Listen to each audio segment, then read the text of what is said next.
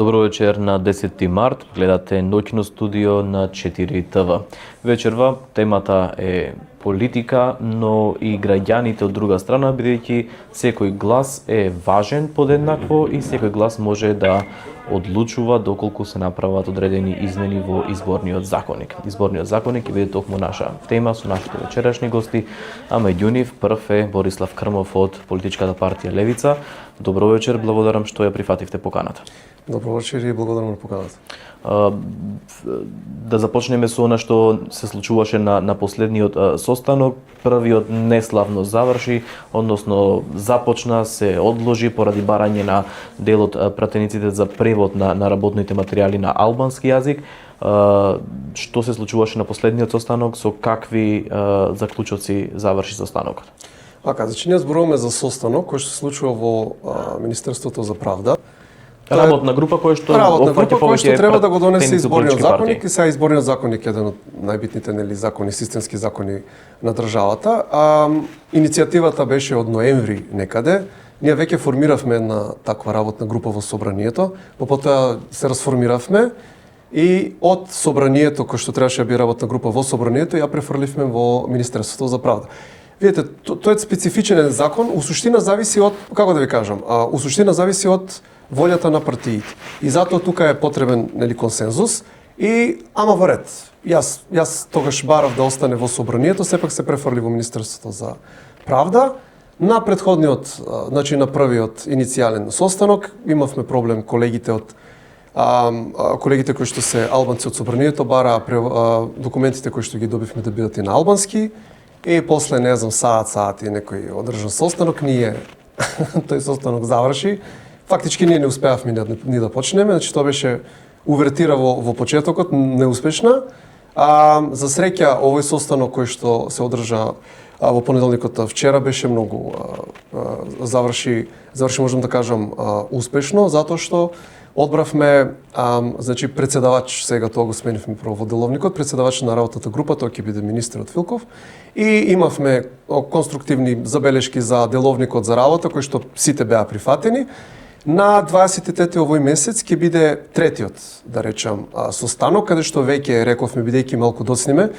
Знаете, на лидерската се зборуваше, бидејќи ова е еден од законите од реформската агенда, и премиерот постави рок до јуни дека треба да се донесе. Значи ние од ноември до јуни имавме доволно време, сега веќе времето не гази, колку имаме, 3,5 месеци едвај. И затоа, бидејќи сме во една таква ситуација, решивме наредниот состанок прво ќе се усвои новиот деловник кој што треба да се среди, ама тоа е чиста формалност и веќе со втората точка почнуваме со конкретни предлози. Тие предлози сега ќе бидат од министерството, опсија од ИХР мислам дека ќе бидат прво ставени и за секој предлог имаме поединечна дискусија. За сите предлози кои што консензуално ќе бидат прифатени, ќе влезат во тие измени на изборниот законник. Некако има впечаток во јавноста дека кога нешто не сакаме да го направиме, се формира некоја работна група, може да очекуваме некаков позитивен исход од оваа работна група? Да, тоа е, не ми текнува дали беше од Черчил ли беше, ако сакаш нешто да не се заврши работата, формирај работна група.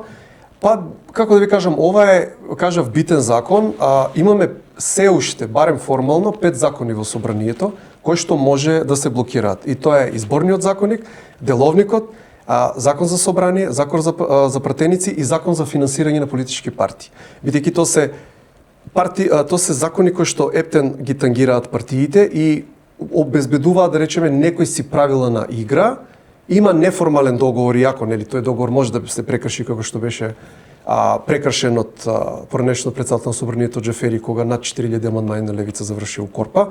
Значи постои можност да се измра до тоа, но сепак е прифатено дека за да не влезат партиите меѓу себе, значи у пресметки, тие закони се носат консензуално со сите парламентарни партии. Значи тука се поканети на оваа работна група не само партиите кои што имат пратеничка група, но и буквално представници на сите парламентарни партии во собранието. И мислам дека посебно за некои вакви како предлози од кои што се мачиме веќе со години да ги донесеме, значи предлозите на опсија и ОДХР, мислам дека нема да има проблем во некоја мала измената форма евентуално да се донесат, така да не мислам дека ќе биде некој проблем што ќе имаме работна група. Тоест ќе видиме како ќе иде динамиката, така да ја се надевам дека иако не гази времето дека ќе завршиме овој пат наспроти нели Да. сите тие Кога велите ве гази времето, од друга страна ако ги гледаме актуелните моментални состојби во државата, може да заклучиме дека и власта и опозицијата се спрема за предвремени парламентарни избори? Па не знам како да ви кажам. Прво имаше гласини дека ќе има оваа година избори, па потоа рекоа дека ќе нема. Ние имаме некои сознанија дека најверојатно ќе има наредната година на есен, ама ќе видиме. У секој случај овој закон треба да се донесе, значи има многу недоследности, меѓу кои е нели таа што беше неуставно буквално, не само незаконски, туку практично неуставно исклучена левица. Иако формално знам, иако тие добија простор за рекламирање, че бевме и неуставно исфрлени незаконски од рекламирањето, значи има сериозни проблеми со овој закон. Кои се позициите, што барате ви да се промени во изборниот законник? Сведоци бевме на последните локални избори, се донесе 5 до 12, буквално политичките партии не знаеа. Баш затоа треба и да се почне сега. Еве, и да има предвремени избори наредната година, пак ќе стигнеме на време. А ако нема, да завршиме работата порано и тој закон нели да се донесе, да не го носиме буквално недели, се носи денови пред почеток на избори, што е срамота, секогаш е така. Да. Од моја искуство, јас што сум пратеник веќе 5-5,5 години, за жал све се носи пред буквално 5 до 12. Сега се надам дека нема да биде така, дека ќе донесеме навреме. Кои се вашите позиции, што бара левица да се промени во изборниот законник? Ние дел од позициите ги кажавме и на лидерската, значи ние прво и основно бараме една изборна единица, понатаму бараме да се движи малку правилата околу изборите, да се движиме малку кон поголема демократичност. Ние имаме едни од највисоките значи ние ако сакаме да за граѓанска иницијатива ни се потребни 10.000 потписи. За референдум 150.000 потписи. Значи ние имаме да се симнат од 150.000 на 50.000, значи една изборна единица. За референдум на 50.000, за граѓанска иницијатива од 10.000 на 5.000, за председател на држава исто 10.000 на 5.000. Во ваква држава не е ни 2 милиона веќе. Тоа се превисоки прагови, значи ние имаме генерално барање за поголема демократичност, да можат и граѓаните и луѓето полесно фактички политички да се изразуваат. Добро, сега сведочиме на еден модел во кој што некако неравномерно се распределени гласовите на граѓаните, особено во изборните единици. Не знам, на пример, во изборна единица 5 се станува пратеник со 6.000 гласа, во 6 се станува со многу повеќе или со многу помалку. Каква е вие практично за тоа барате една изборна единица? Тоа е една изборна, тука е проблемот со дали да биде една изборна на единица. Не секогаш е иста кај секој граѓанин. граѓанин. Ја ќе ви кажам, на последните избори просечно еден мандат во изборна единица еден се добивал со 8.100 гласа, додека во изборна единица 6 со 5.980. Значи збориме за 2.000 гласа разлика. А некогаш често и сведочиме дека за глас 2, 3 или 5 некоја партија не добива пратеник. Да, значи од една страна проблемот е со 6 изборни единици кои што треба да бидат реално една изборна единица ако сакаме подемократичен изборен систем, и второ е нели Донтовиот модел. Значи ние имаме разговарано и претходно имаше вакви некои работни групи за изборниот законник. Ние ја отворивме оваа тема, пак ќе кажам и на лидерската. Изненадувачки морам да кажам, сите малтене партии рекоа дека до некаде се согласни со една изборна единица. Потворивме дополнително разговор за праг. Ние од левица се залагаме да биде природен праг, значи без праг. Тој прагот сам низ изборите према тоа колку луѓе ќе излезат и како ќе гласат се формира, но другите партии инсистираат на праг. И сега мислам дека ДУИ бара 5%, добро да помане рекоа и они се за 5%, но 4% им е исто прифатливо, 3 најверојатно да. Мислам дека 3 беше најниската бројка која што се спомна. Еве ќе видиме сега кога ќе дојде ред партиите да предлагаат значи нивни решенија за измени за изборниот законник, кога ќе предложиме ние од левица за една изборна единица. Јас ако консензуално се прифати прво и основно дека тоа треба да биде, второ ќе отвориме еве за изборен праг. Тоа е искрено големо поместување затоа што ова одамна е како и во јавниот дискурс е многу битна тема, гледам и на граѓаните им е премногу битна, значи они знаат колку е тоа битна работа, но за жал, еве, иако најголем дел од партиите формално ја имаат во програмата, ние никако да стигнеме до таа една изборна единица. Имате пресметка, сега зборуваме хипотетички, доколку наследни или еве, ако ги земеме резултатите од последните парламентарни избори, колку левица би била во ќар, доколку беше една изборна единица во број на пратеници? 2020 имавме 2 пратеника, со една изборник имавме 5. 2024 имавме 6 пратеника, со една изборник имавме 8. Но тоа, предпоставам, не им одговара на партиите од власт, па затоа тука прашањето знаете како за нив е големите прифатливо тоа. партии не губат многу, може би еден пратеник максимум до 2, така да не им влијае тоа толку Но многу. влијае во распоредот на сили во собранието. Па не влијае толку многу кај нив. Мислам, таков е Донтовиот модел, малите партии уствари најмногу се оштетени. Гледате, ние 3 пратеника изгубивме, значи повеќе изгубивме пратеници 20 него што добивме, значи 60% сме фактички со тој систем во загуба, додека тие ако изгубат еден пратеник на 40 или на 50, тоа е многу помал процент, нели? Збориме за 60% со некои 2-3%. И би требало некоја зрелост да се покаже, еве ја да кажам, па и да изгубат еден пратеник, да се покаже некоја зрелост, еве да го придвижиме малку македонското општество кон поголема демократизација. Добро, да се надеваме дека Ако веќе формално сите го прифаќаме така. Да. Предлог имаше од владеачката ВМРО ДПМН и за намалување на бројот на пратеници во собранието, на 90 чинам беше бројката, дали тоа за вас е прифатливо? И колегите, знам, го отворија тоа прашање, иако јас мислам прерано. Ние во нашата програма имаме ставено 100 пратеника и тука проблемот со овој предлог е што тука ќе мора уставот да се отвори, значи не е само изборниот законник, ќе треба уставот да се отвара и за жал ние во Македонија никогаш до сега не сме го отвориле уставот, а да не вметнуваме и работи кои што не треба да се вметнуваат, посебно значи не бил отворен уставот за тие работи.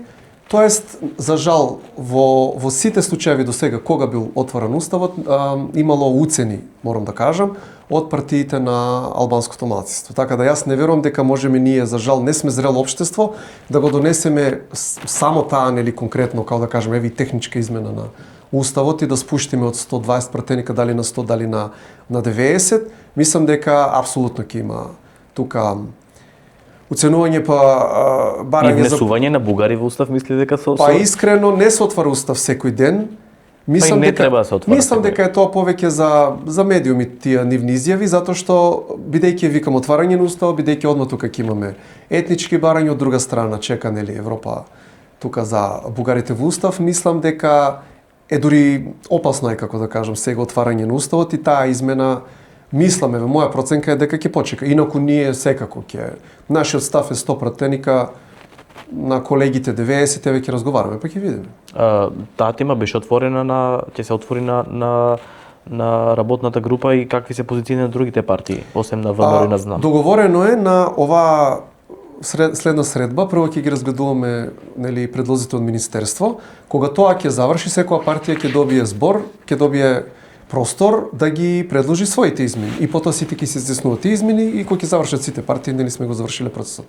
Така да кога ќе дојде тој дел со партиите, претпоставам дека еве и ние го имаме тоа за 100 пратеника, ќе излезе тоа како тема, па ќе видиме. Само повторувам дека не е тука само изборен законник, тука е уставот и е многу попроблематичен. Да. Посебно во Република Македонија. Да, техничката влада исто е една од темите на која ќе треба да се разговара. Имаше серија на изјави од повеќе политички партии за и против предлогот за укинување. Знаеме поради кои причини беше воведена и донесена во пржина со помош на надворешни експерти. Каков е вашиот став по однос на техничката влада? Нашиот став и во нашата програма стои дека таа влада треба да се укине.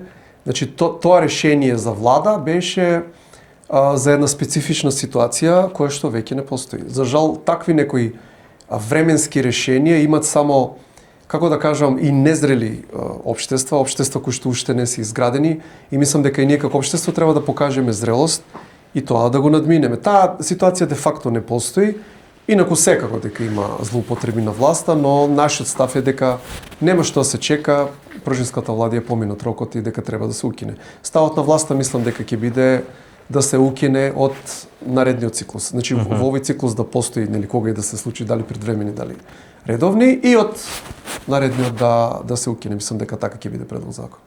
Значи верувате во институциите и во спроведување на фери демократски избори, ако може да заклучам, бидејќи Токму тоа беше и целта на Не, таа не постои техничка... држава каде 100% функционираат институциите и каде што да речем фер битката помеѓу власта и опозицијата така. Значи секојаш власта има, но пак ќе кажам, не треба да бидеме врзани да действуваме како некои држави кои што, како да кажам, како сме уште во некоја да се бавиме уште со некои детски болести. Значи ние треба де факто да ги надминеме. Имавме ситуација, таа ситуација е надмината. Тоа беше временско решение, тоа временско решение треба да биде укинато.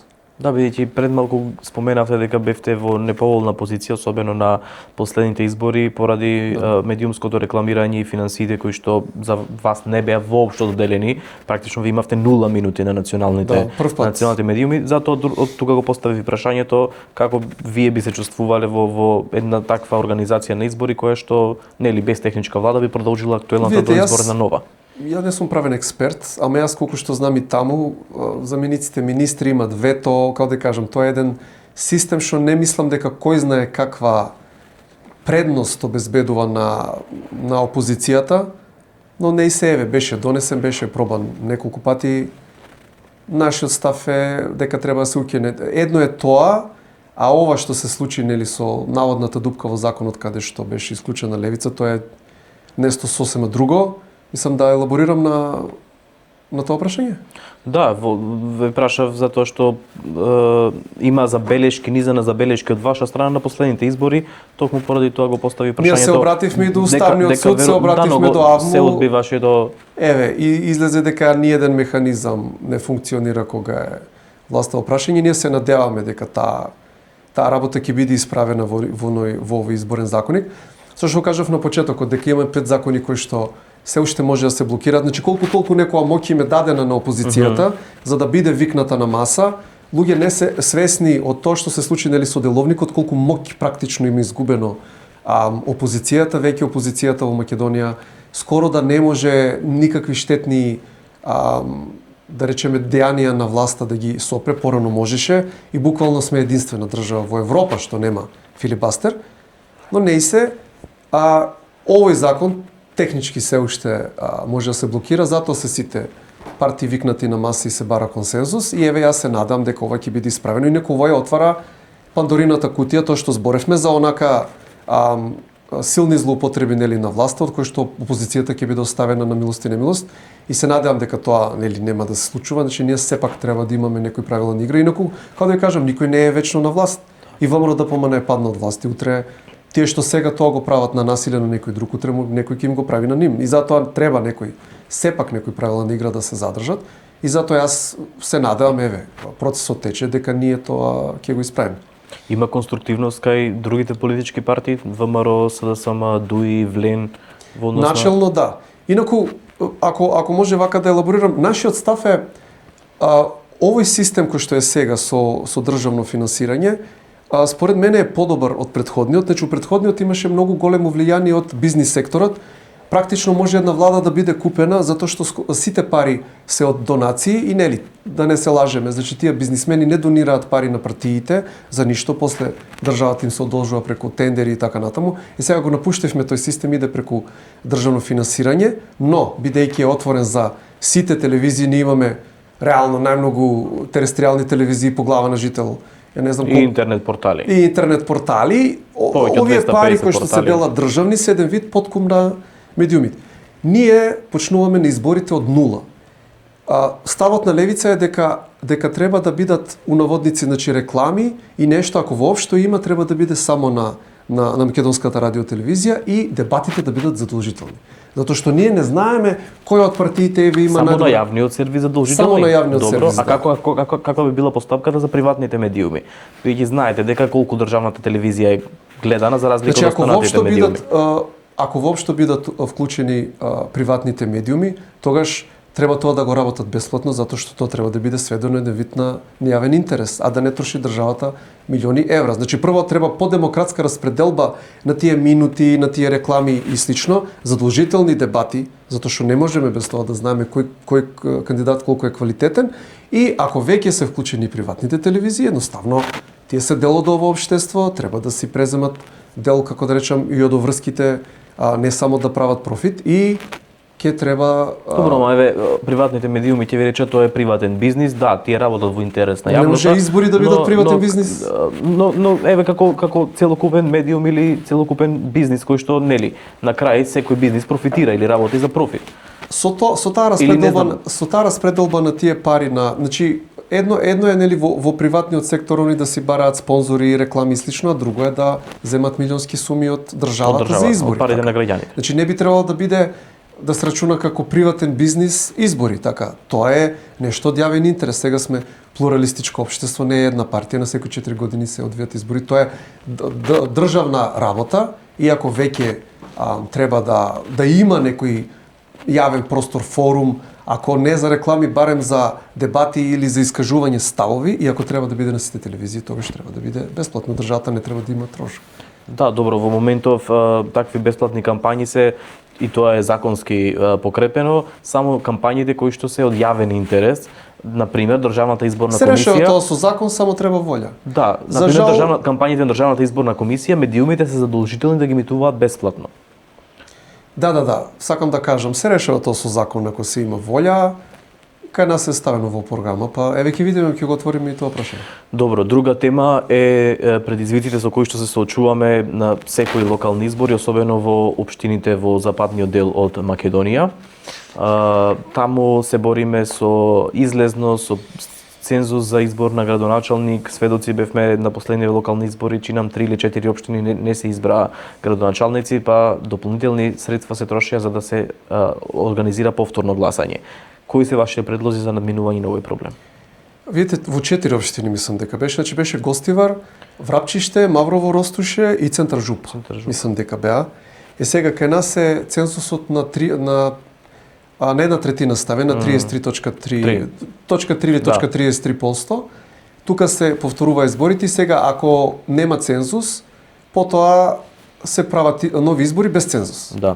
Значи на некој начин тој како да речем проблем се решава, значи ние привремено добиваме лице кое што е назначено како нели вршителна должност од владата, но градоначалник во секој случај ќе добиеме. За жал тоа е комплексен проблем. Од една страна имаме масовно иселување, значи на граѓаните на оваа држава, во тој регион посебно, значи граѓаните кои што се од албанско етничко потекло, и мислам дека огромна, значи огорченост постои кај гласачкото тело, очигледно кај граѓаните од албанско етничко потекло уште поголема, затоа што мислам дека тие редовно имаат најниска излезност. Тој проблем е комплексен, околу решение, мислам дека еве законов колку толку моментално обезбедува ние да добиеме градоначалник на оваков или на онаков начин. Спуштање на цензус под една третина, под 33%, мислам и дека веќе нема да држи. Значи нема веќе никаков легитимитет да има ако некој победи со помал цензус, така да за жал мислам дека се додека некои општествени услови не се сменат у државата, нели ние имаме, мислам дека Гостивар некаде од 70.000 луѓе записани во изборички список нема повеќе од 50. И нормално дека тој град дури со огромна излезност има проблем да исполни цензус, додека некои општествени услови не се сменат во државата, ние тој проблем со цензусот ќе го имаме не само овие 4 општини, него бројот на тие општини за жал ќе Добро, ние сведоци сме дека и во избирачкиот список имаме повеќе од 2 милиони жители запишани, а знаеме според пописот или онака реално резидентно население дека Ајде да го земеме колку и да беше направен со проблеми, минимум 200.000 луѓе имаме помалку. Ама и мислам дека колку рековте 2 милиона и 2 милиони и 100 нешто беше, ако добро сеќам. Меѓу 300 и 400.000 луѓе сме помалку. Кај нас законски секој државјанин на оваа држава има право да гласа. Затоа не може избирачкиот список да се исфрлат луѓето кои што не се тука, значи не теоретски луѓето имаат право да се вратат во државата и да гласат. Механизам да гласат во странство немаме баш. Тоа е малку комплицирано да се направи и сега ситуацијата е таква. Со масовното иселување на државата, со тоа што природниот прираст праѓа, веќе деца не се раѓаат се поретко и поретко, мислам, тој проблем само ќе се продлабочува, за жал. За крај на нашиот разговор, бидејќи цел блок го посветивме на избори, вие сте за предвремени парламентарни избори? Како да ви кажам, ние сме подготвени цело време за избори. Веќе подолго време имаме предвремени избори, значи малте не секоја година имаме изборен циклус. У време на Груевски на секој 2 години имаше нова традиција, направивме тогаш. Така да јас искрено не гледам причина за предвремени избори, но во секој случај ние, бидејќи има доста гласини дека ако не годинава барем наредната, заради нестабилност во блокот на партии кои што се од албанското малцинство, мислам дека ќе мора да бидеме подготвени, така да ќе излеземе подготвени кога и да се. Ви благодарам многу за овој разговор. Благодарам и на вас. Борислав Крмов во ноќно студио, почитувани, а следна наша соговорничка е Габриела Илиевска од независната советничка група Поинаку, која што беше и кандидат за градоначалник на општина Битола. Разговорот го снимивме во текот на денот, токму тоа е во продолжение на ноќно студио.